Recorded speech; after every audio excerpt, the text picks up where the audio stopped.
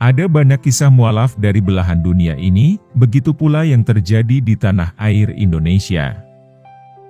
Salah satunya, kisah menarik dan haru, seorang mantan biarawati bernama Irena Handono. Bagaimana tidak, Irena Handono tinggalkan Kristen dan menjadi seorang muslimah, berawal dari menantang cari kelemahan Islam. Irena Handono rupanya ingin membandingkan konsep ketuhanan pada agama Kristen dengan konsep ketuhanan dalam Islam. Namun, alih-alih menemukan kelemahan yang ia cari, Irena justru jatuh hati pada konsep ketuhanan pada Islam, sehingga memutuskan untuk menjadi mualaf. Jika dulu ia mempelajari Islam untuk mengetahui kelemahannya, kini sebaliknya, Irena malah mengakui Islam sebagai agama yang sempurna.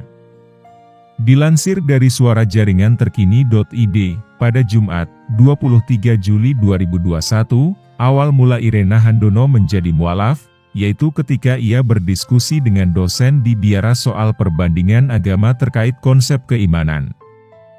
Irena yang hobi membaca dan memiliki rasa penasaran tinggi, kemudian mengusulkan diri untuk mempelajari Islam langsung dari sumbernya, yaitu Al-Quran.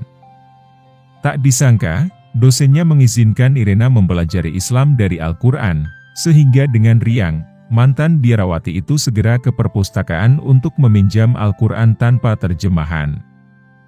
Alhasil, setelah dibawa pulang, Irena bingung melihat huruf-huruf dalam Al-Quran, karena sama sekali tak bisa membacanya.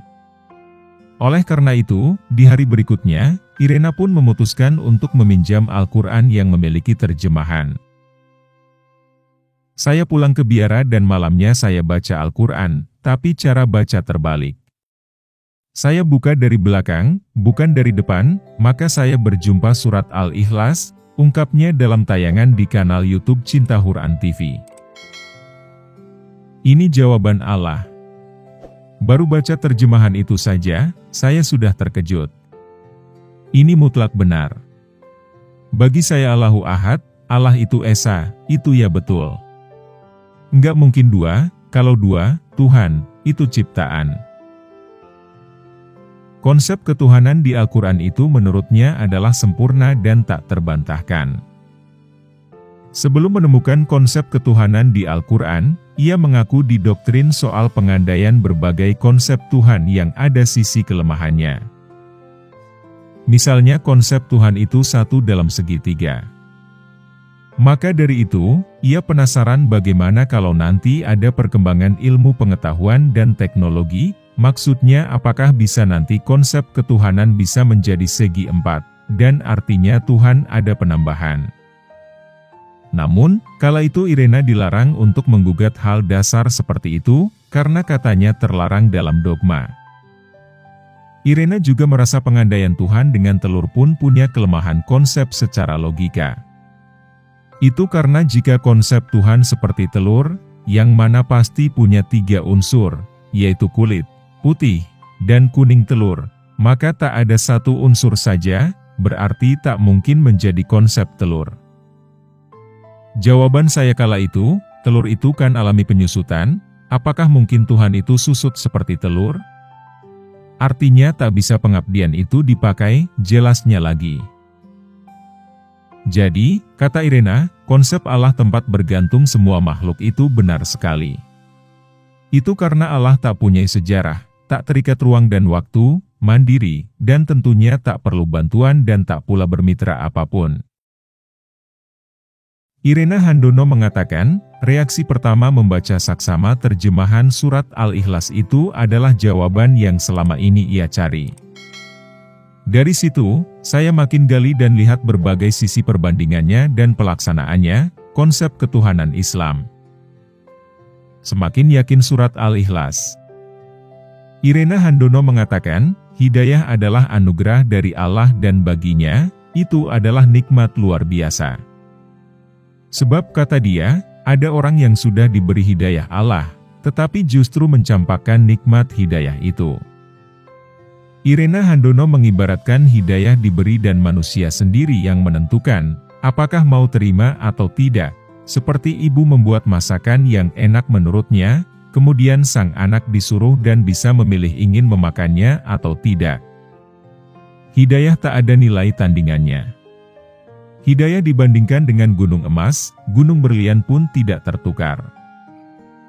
Sebagai informasi, Irena Handono menjadi mualaf sehari sebelum Ramadan. Sehingga ia serta-merta ritme harus beradaptasi dengan cepat, meski kala itu harus sembunyi-sembunyi dari keluarganya. Umi bersyahadat persis sehari sebelum Ramadan dengan disaksikan Kahamis Bach. Saat itu keluarga belum tahu. Saat sahur tiba, Umi makan buah ataupun roti.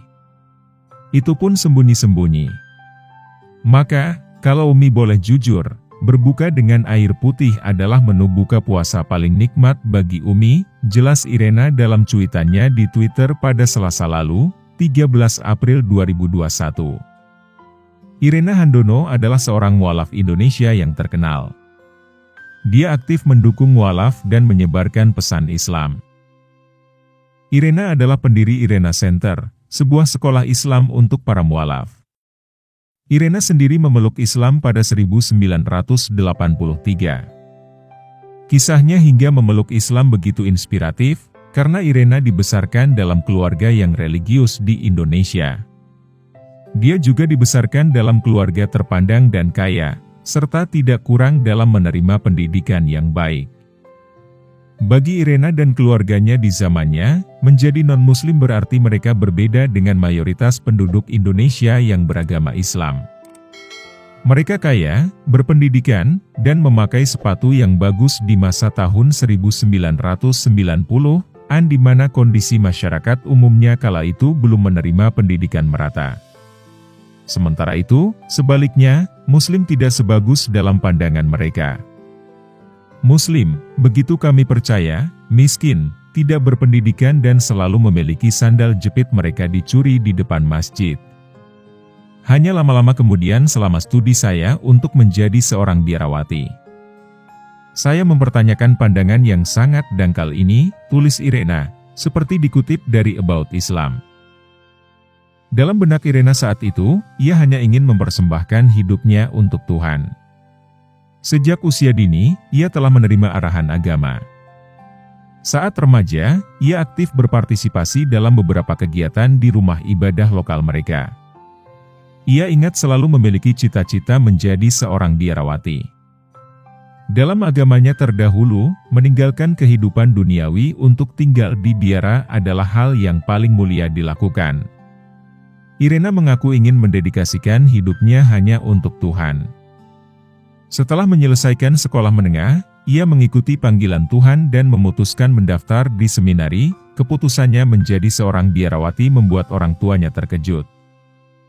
Irena adalah anak perempuan satu-satunya dari 5 bersaudara. Karena itu mereka berharap bisa membuat Irena tetap dekat dengan mereka. Namun ketika melihat tekadnya, orang tua Irena mendukung keinginannya. Irena tidak menemui kesulitan ketika mengawali kiprahnya dengan magang. Ia bahkan dipilih untuk pelatihan khusus di luar biara. Di sana, ia belajar tentang perbandingan agama di Institut Teologi Filosofis. Kala itu, ia memilih fokus pada Islamologi. Itulah pertama kalinya saya belajar tentang Islam selain fakta saya lahir di negara Muslim terpadat di dunia, ujarnya.